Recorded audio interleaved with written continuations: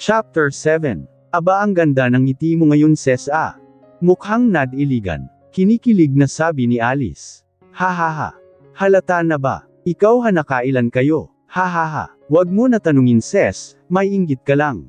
Hahaha. Ang ganda talaga ng pakiramdam ko ngayon. Oh, bakit nakasuot ng shade si sir? Hindi naman mataas ang sikat ng araw dito sa loob. Si Billy Daldal. Hahaha. Kung ako sa'yo wag mo na alamin kung ayaw mong sa sunod na araw mag-shades ka na rin. Nakangisi kong sagot kay Billy. Natatakot naman ako dyan sa ngisi mo mare parang may iba. Hindi ko na siya sinagot at nakangiti lang na umupo sa swivel chair ko. Nagkaroon lang naman kasi ako ng instant baby panda. Hehe. Flashback nagising ako sa tunog ng alarm, 7 AM na pala.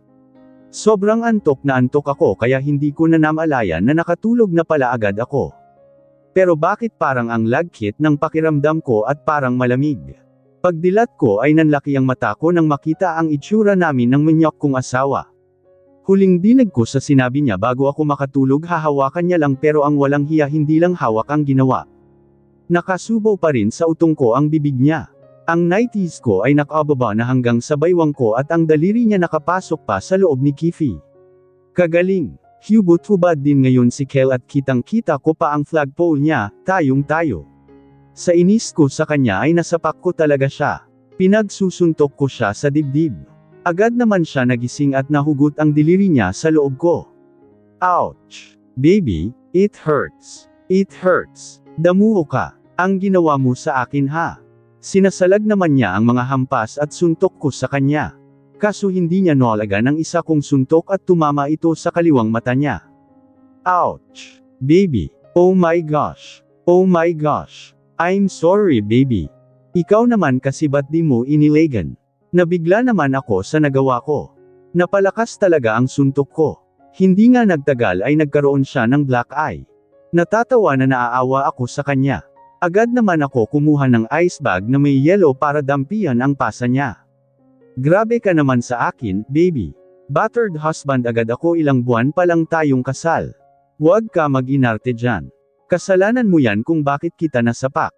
Buwisit ka nakailang putok ka sakin kagabi. Dalawa lang naman eh.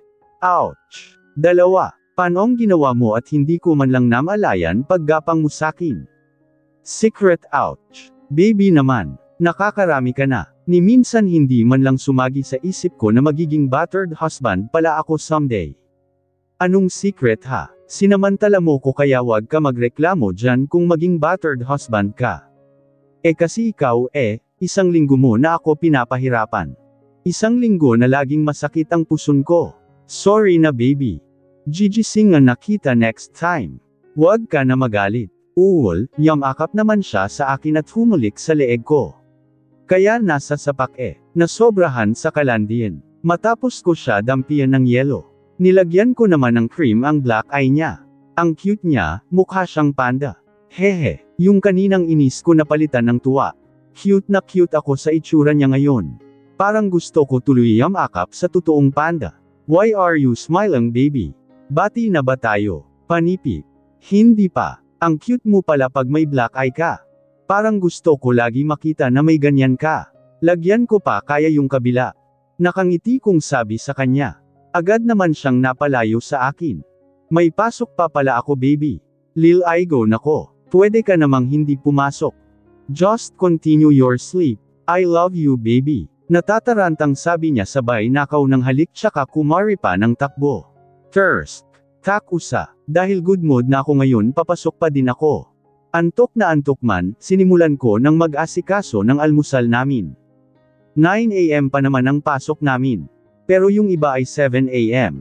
Natatakam ako kumain ngayon ng champurado kaya yun na lang ang niluto ko. Nagprito na lang din ako ng hotdog ka-partner ng champurado. Weird ba? Yan ang cravings ka ngayon perfect combination. Hehe. End of flashback ilang araw na rin nagsusuot ng shade si Kel lalo na pag napasok.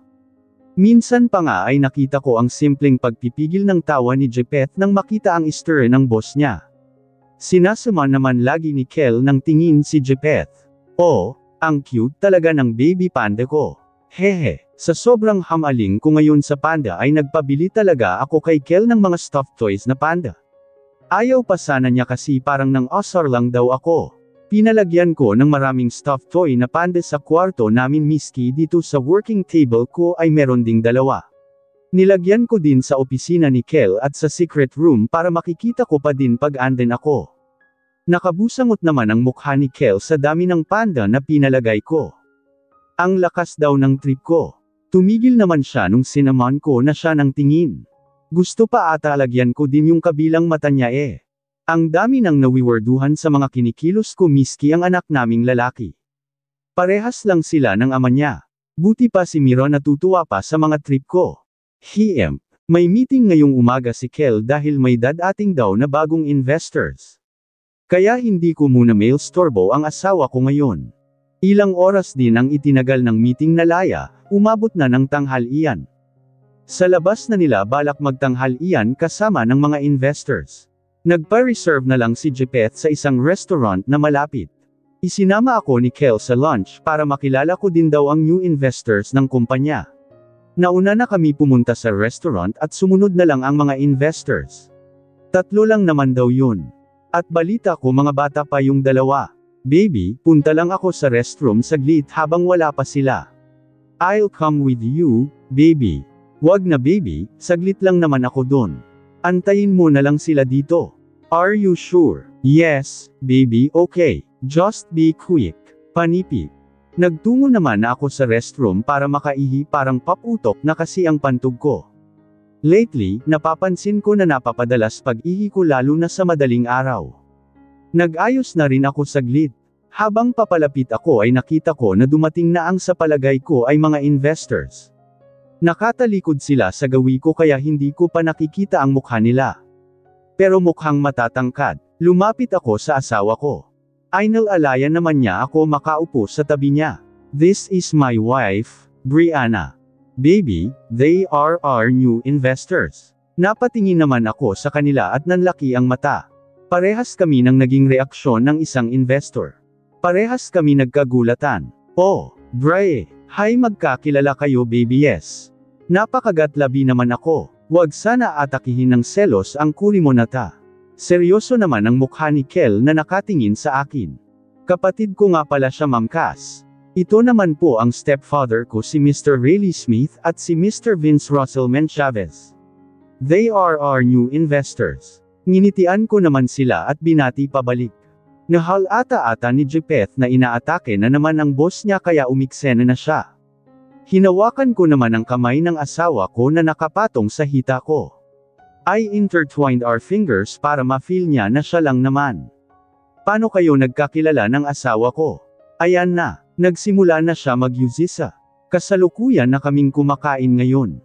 We're classmates nung college. Naiyus ko. Kinakabahan ako sa sagot ng lalaking ta. Wag naman sana niya sabihin ang forbidden words.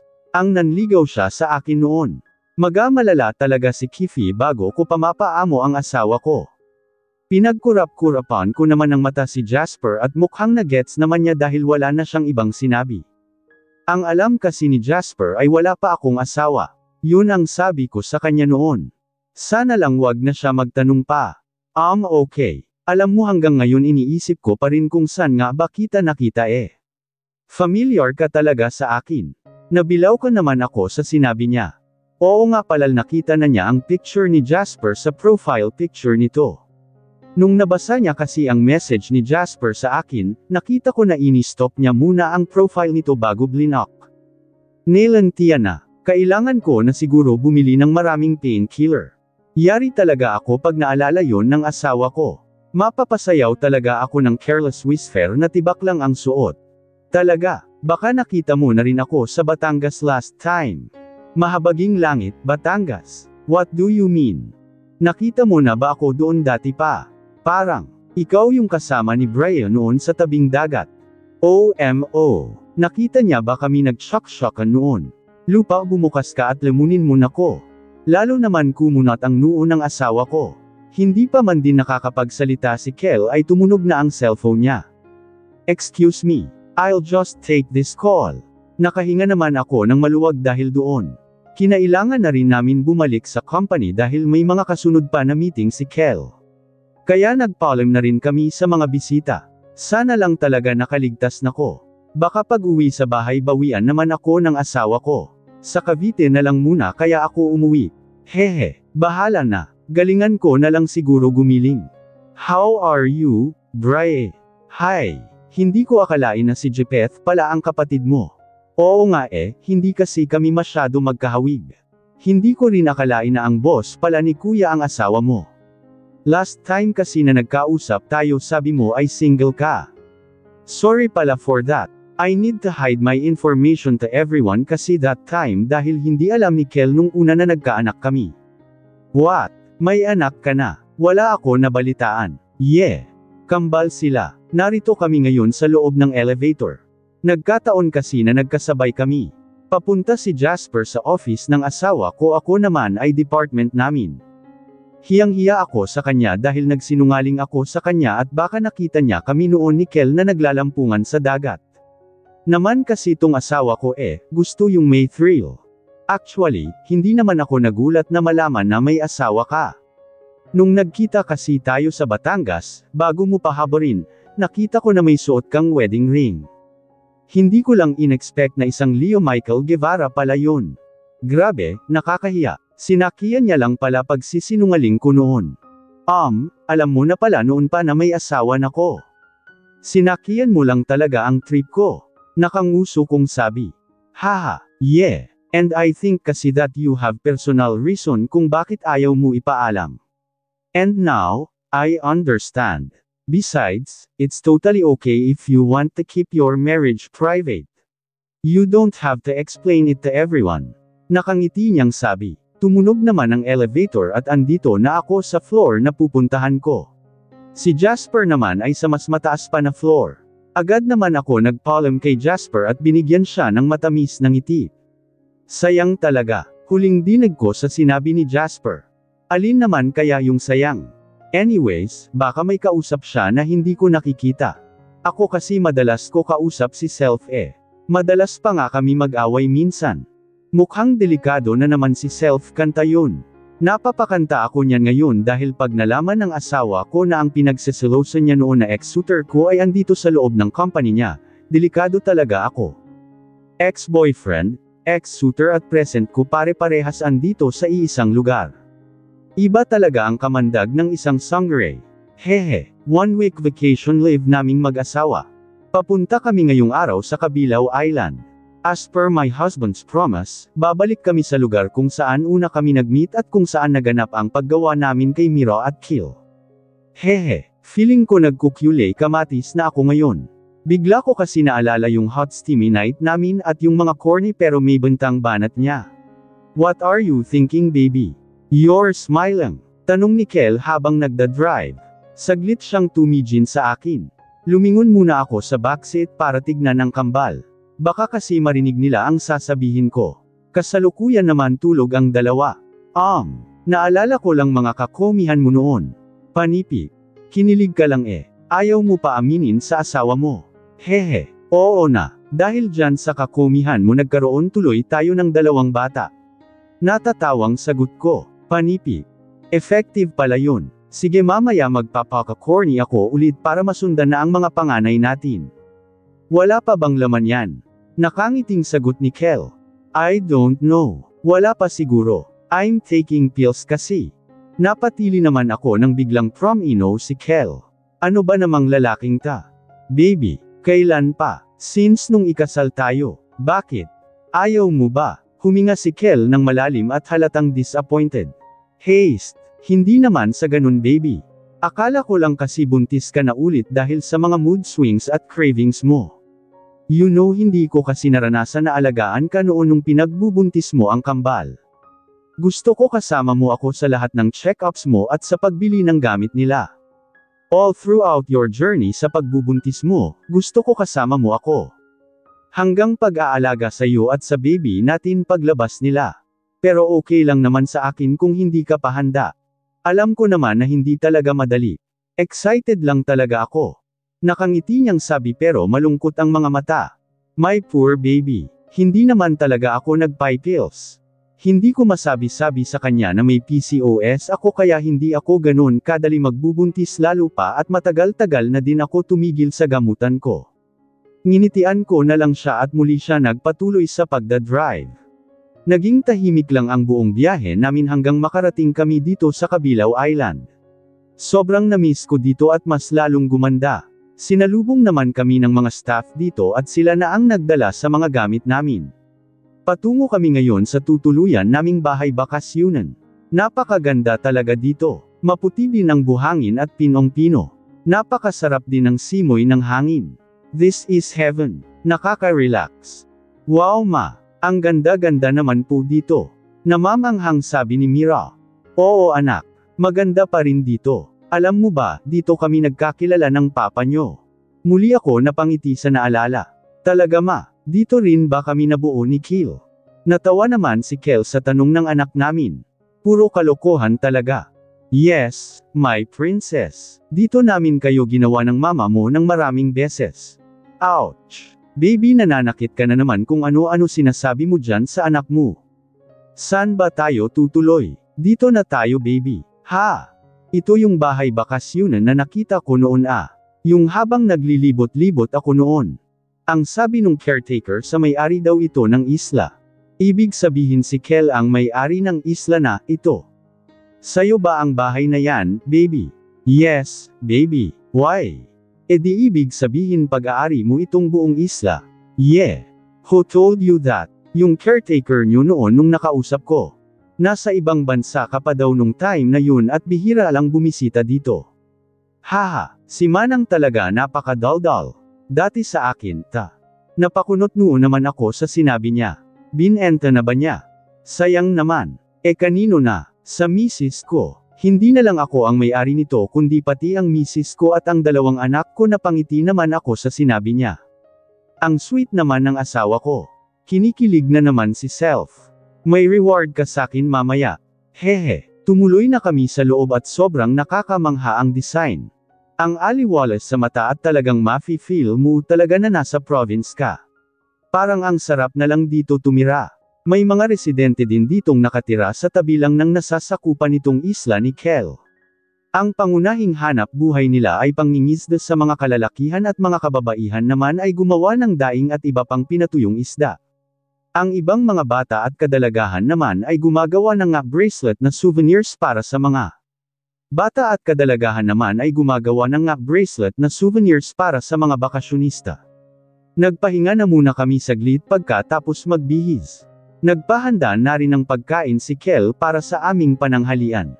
Syempre hindi mawawala ang sugpo at pusit na request ko. Laban-laban talaga mamaya sa kain. Sarap na ng foods, ganda pa ng view. Mas nakaka-enjoy kumain lalo at kasalo mo ang mga mahal mo sa buhay.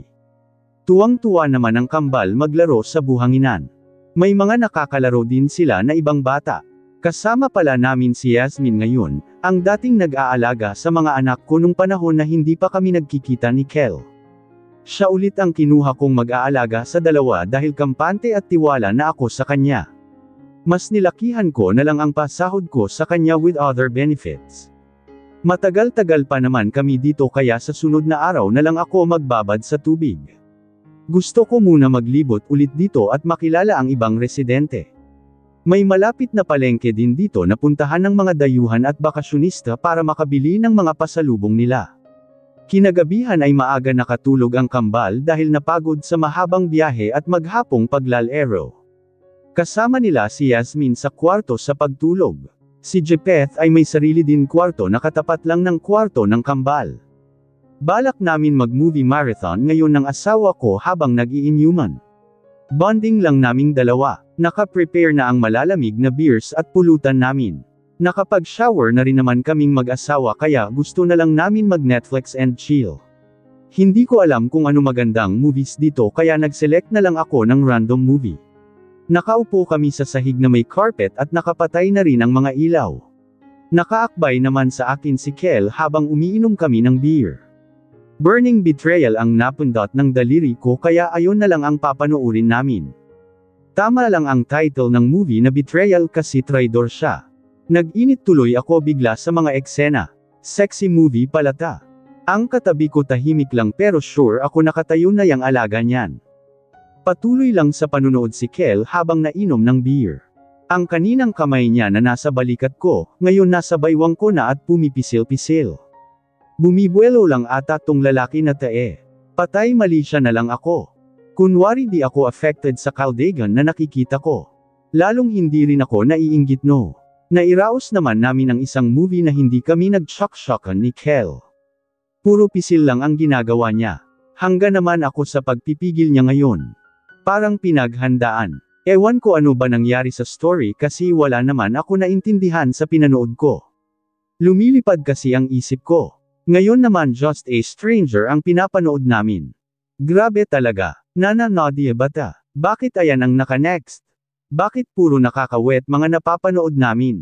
Napapasunod-sunod tuloy ako ng lagok sa beer na iniinom ko. Nahihilo na ako sa dami ng nainom ko. Abot lang ng abot sa akin si Kel ng beer. Duda ako sa kinikilos ng lalaking ta. Parang may mali. Dati-rati makita lang ako na nakasuot ng mixing short o manipis na damit ang lagkit na ng titig sa akin at hindi pwedeng walang mangyayari sa amin. Pero ngayon parang ang good boy Neil wala ba talagang gagawing kababalaghan ang lalaking ta. Kanina pa ako nag-aantay. Sure, hindi na ba uso sa kanya ang salitang, basta may alak, may balak. Hindi kaya ginagantihan niya ako dahil sa pang-torture ko sa kanya last week na hindi ko siya pinaisa. Hay naku, sumasakit na ulo ko kakaisip. Bahala siya kung ayaw niya. Rapin ko pa siya eh. Ewan ko lang kung makapagpigil pa siya pag sinayawan ko siya ng nakahubot-hubad. Babuka ka pa ko sa harap niya. Lintik na lalaki ta pinag-overthink malala ako. Natapos na lang ang second movie talagang walang ibang ginawa ang lalaki na sa akin. Ngayon si Kel na ang pumili ng pangatlong papanoorin namin. 50 Shades of Grey ang napili niya. Napanood ko na ito dati pero gusto ko pa rin mapanood. Ang yummy kasi ni Christian Grey. Bahala na siya dyan. Hindi ko na lang siya papansinin. Focus na lang ako dito sa yummy na lalaki sa screen. Ang muscles niyang ukit-ukit at ang jumbo hotdog kaya mo bata. Tandang padamdam. Halos maglaway na ko sa pagtitig ko kay Papa Christian Grey. Feeling ko tuloy ako si Anastasia. Hindi ko mapigilan kiligin sa magandang tanawin na nakikita ko. Nakalimutan ko na meron nga pala akong kasama dito na asawa. Tutok na tutok ang mata ko sa bed scene na pinapanood ko nang bigla na lang ako umangat sa ere. Binuhat ako ng walang hiya at pinatay ang TV. That's enough. It's so annoying. Mas magaling naman ang performance ko dyan. Kita mo yan sama ng ugali. Hindi pa ako tapos manood eh. Ibaba mo nga ako. Gusto ko papanoorin pagbayo ni Papa Christian Grey. What did you say? Papa, mas magaling ako bumayo dyan. At ako lang ang papa mo. Panipi. Oo na po pal sige nanood pa tayo. No, kung gusto mo manood ng pagbayo, panoorin mo kung paano kita babayuhin. Ibinababo ako ni Kel at isinandal niya ako paarap sa pader. Iniharap niya ang mukha ko sa kanan at inalikan niya ako ng mariin sa labi. Ang katawan niya ay nakadiin sa likuran ko kayang damang-dama ko ang kahandaan niya na parang bakal na sa tigas. Ang mga kamay namin ay nakalapat din sa pader. Pinagsisilit-salitan niya ang paghalik sa labi ko, sa leeg at balikat ko. Maya-maya pa ay ipinasok niya ang dalawang palad sa suot kong nighties at doon sinimulang masahihin ang dibdib ko. Nang magsawa ay inilipat niya ang kanang kamay sa loob ng panty ko. Agad niyang ipinasok ang gitnang daliri sa kasalanan ko na basang-basa na. You don't know how much I tried to control myself not to do this to you. But I can't hold any longer. You're tempting me always to do this. Kasalanan ko bang patay na patay siya sa akin? Hindi ko pa nga siya inaakit, akit na siya. Baka mabaliw na siya kapag inakit ko pasyal patuloy lang siya sa paghalik sa labi ko habang ang daliri niya ang busy kay Kifi bumaon. Hindi nagtagal ay nakaraos na rin ako. Daliri pa lang yan ha. Hinawakan naman ni Kel ang magkabila ang baywang ko at bahagya niya pinaasli. Ibinababa naman niya ang manipis na saplot na suot ko doon. At syempre hindi si Kel yan kung dadahan-dahanin niya ng pasok.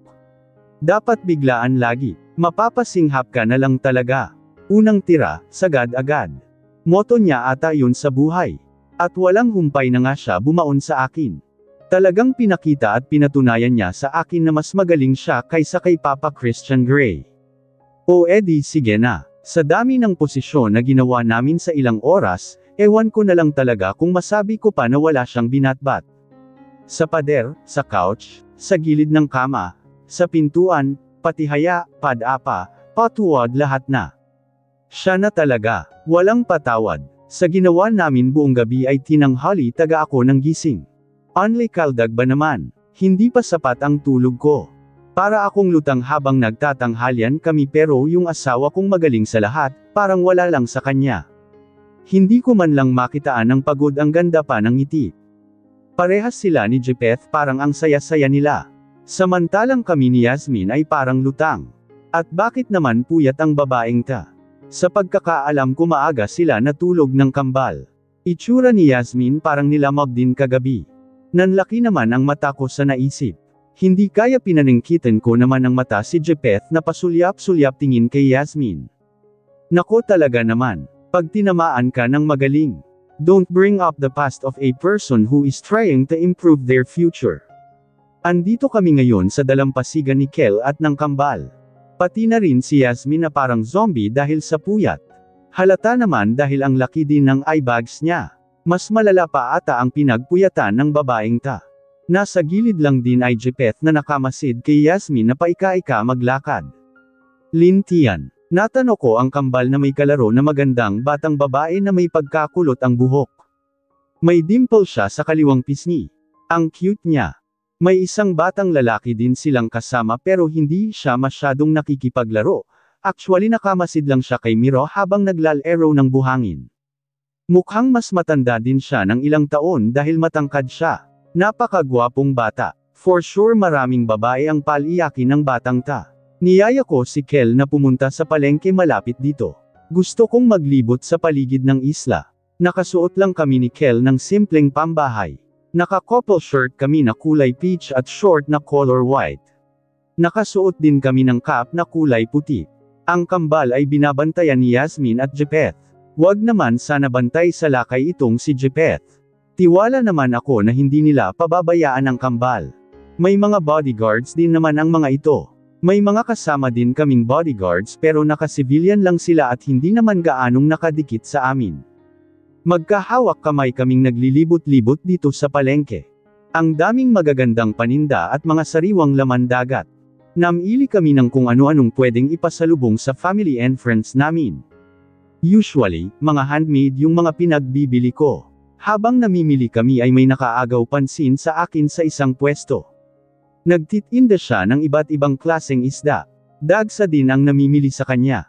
Pinagmamasdan ko siya sa hindi kalayuan. Paanong narito siya? Nasaan kaya ang anak niya? Wala naman na akong galit sa kanya. Matagal ko na siyang napatawad.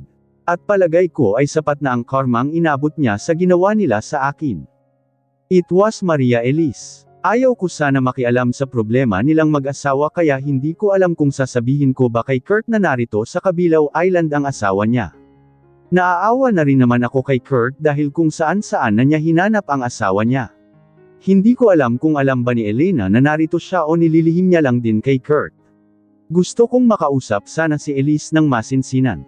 Gusto ko na magkaroon na ng closure ang mga nangyari sa nakaraan para sa peace of mind naming lahat. Baby, who are you looking at?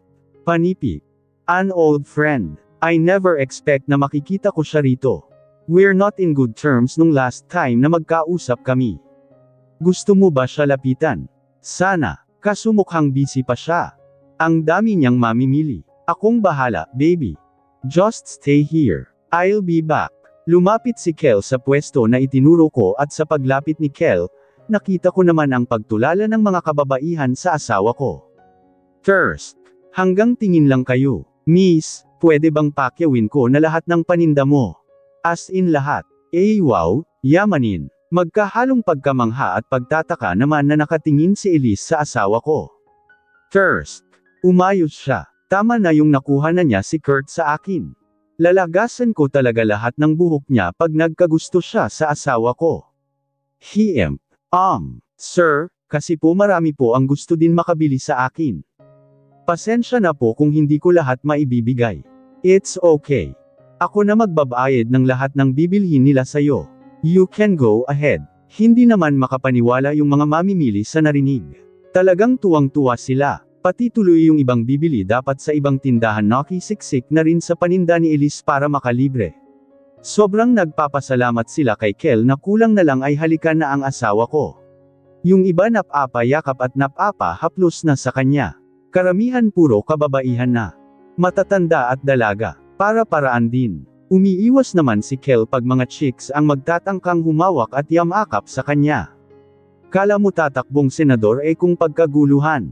Well, pinagpala naman talaga ako sa asawa. Pero hindi ko sasabihin sa kanya kasi baka lumaki ang ulo. Hehe, nang maubos na ang paninda ni Elise, nagligpit at naglinas na rin siya. Doon naman siya muling kinausap ni Kel. Thank you so much, sir. Dahil sa'yo ubos lahat ng paninda ko. May kailangan ka po ba? Ano po ang may paglilingkod ko? Yeah, actually meron. Gusto ka kasi makausap ng asawa ko. Sana mapagbigyan mo siya. Sino po ang asawa niyo? She's there. Itinuro ako ni Kel kay Elise. Halata ang gulat sa mukha ni Elise at takot. Alam kasi niya na malaki ang naging kasalanan niya sa akin. Nakita ko siyang nahihiyang yumuko.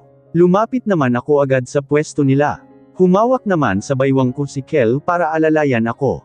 Hi, Elise. Gusto sana kita makausap. Pwede ba?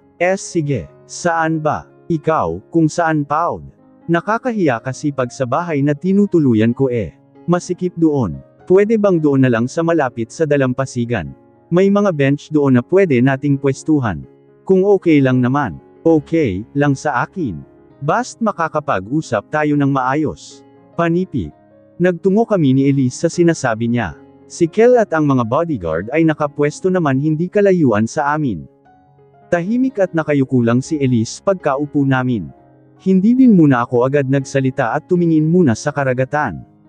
Kas, alam kong matagal at hal na, pero gusto ko pa ding humingi ng tawad sa'yo sa mga nangyari. Alam ko na walang kapatawaran lahat ng ginawa ko sa'yo noon. Deserve ko lahat ng kahirapang dinaranas ko ngayon. Hindi na ako umaasang mapatawad mo at hindi na rin ako umaasang babalik pa rin tayo sa dati, pero gusto ko pa rin humingi ng tawad.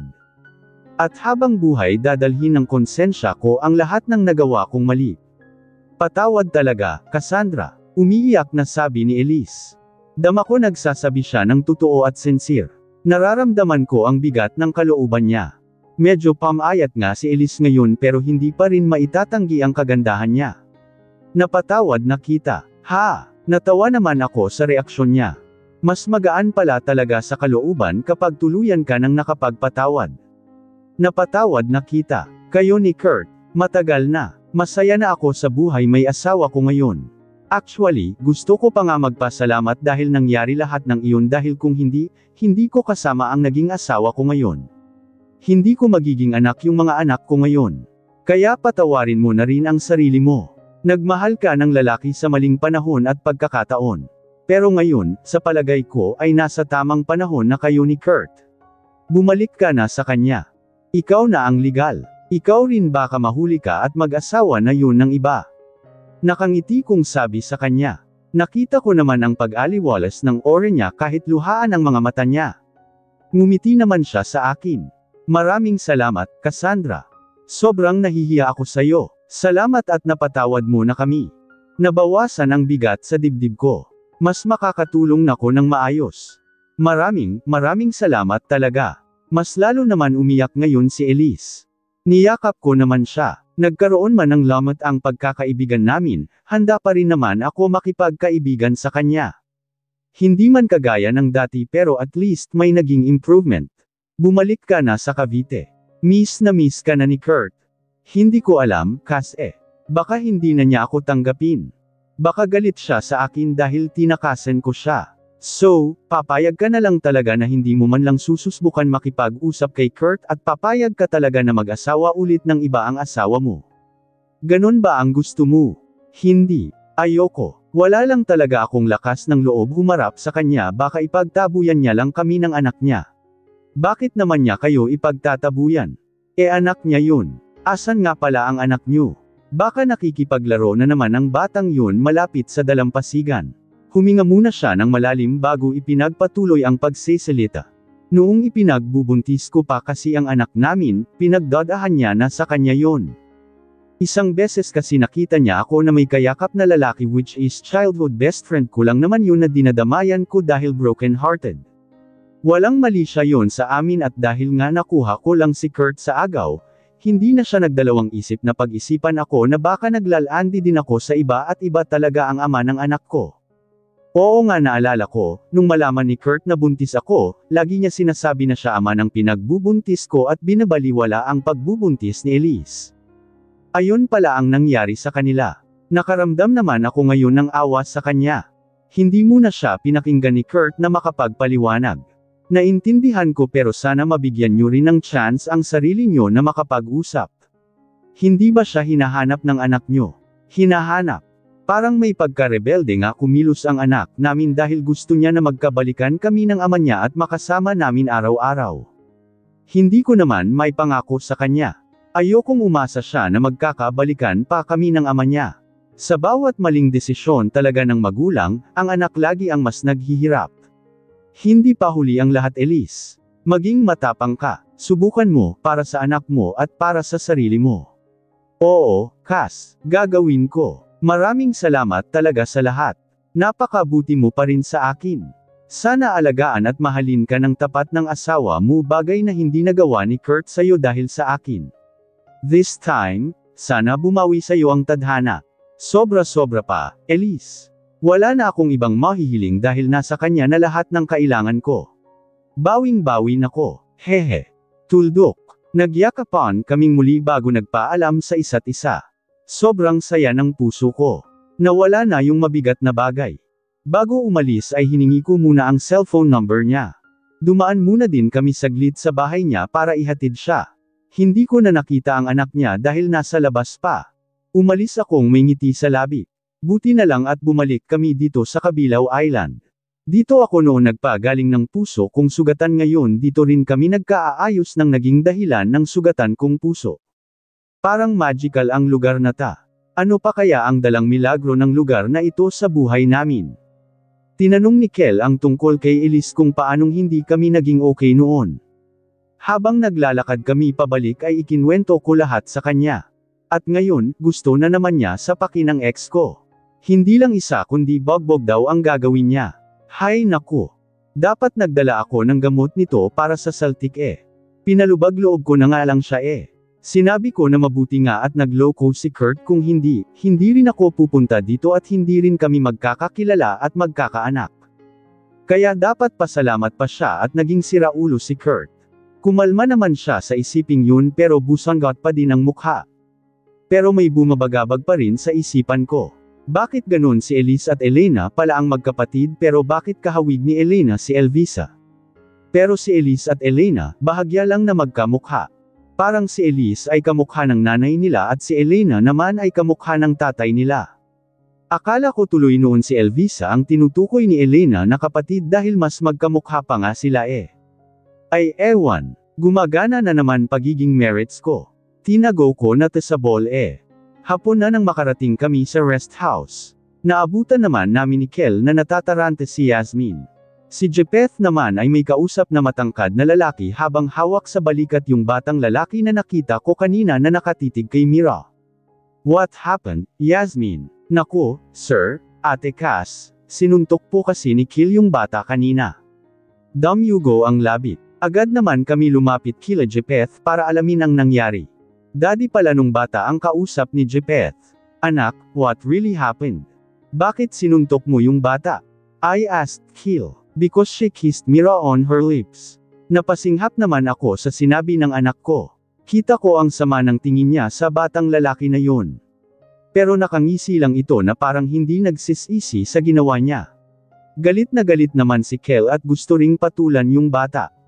Asterisk ako na ang humihingi ng paumanhin sa ginawa ng anak ko sa anak niyong babae. Pasensya na talaga. Huminga naman ako ng malalim at mahigpit pa rin ang hawak sa kamay ng asawa ko na kanina pa gusto manapak. Pagsabihan mo yang anak mo. Gigil na sabi ni Kel. Mag-sorry ka sa kanila, anak. Sila ang parents ni Mira, sabi ni Mr. Ferrer sa anak niya. Yun ang narinig kong tinawag ni Jepeth doon sa lalaki. Umayos naman ang tayo ang batang lalaki at humarap sa amin ng maayos. Bahagya din itong yumuko, na parang Koreano na bumabati sa amin. Kayo po pala ang magulang ni Briella. Ako po pala si Brent Ethan Ferrer. Ang future son-in-law niyo po. Gusto ko lang po sabihin sa inyo na boyfriend niya na po ako ngayon dahil hinalikan ko na siya. Akin lang po si Briella at walang pwedeng umagaw sa kanya. Magandang araw po, mama at papa. Abat talaga naman. Ikaw na walang hiya ka. Sino may sabi sa'yo na pwede na mag-boyfriend ang anak ko? Halika ka nga dito nang masapak kita. Gigil na sabi ni Kel. Inaawat naman siya ni Jepeth. Ako naman ay napatulala sa sinabi nung bata. Grabe na talaga mga kabataan ngayon. Baka hindi pa nga tuli ang batang tatapos makaangkin sa prinsesa ko wagas. Napaka-possessive. Buang na bata ta. Natawa naman ang daddy ni Brent. Pasensya na kayo sa anak kong ito. May pinagmanahan siguro. Haha, nabighani kasi siya sa kagandahan ng anak nyo kaya binakuran na agad. Hayaan nyo papaliwanagan ko siya. Pasensya na talaga mga sunbalay. Gago ka pala eh. Manang-mana naman pala sa'yo yang anak mo. Walang nakakatawa. Si Kel. Sorry for that, Mr. Guevara. Pagsasabihan ko itong anak. Sorry kung naabala pa namin kayo. Ang sama ng tingin ng mag-ama ko kay Mr. Ferrer at kay Brent. Agad naman ako inakay ni Kel pati si Kiel. Si Mira ay nakay Yasmin. Hey, napapabuntong hininga na lang talaga ako. Nanakaw na ang first kiss ng baby girl ko. Thirst. Pasaway na bata na yun bastard. Tigas ng mukha niya nakawan ng halik ang prinsesa ko. Nadagdagan na naman pagka-bad trip ng asawa ko. Nababad trip na siya kanina kay Kurt dahil sa mga nalaman niya, ngayon naman ang paghalik sa anak niyang babae. Tapos yung bad trip niya sa akin niya ipuputok ilalabas. Ako lagi tagapaamo sa kanya maka-download nga ng Careless Whisper.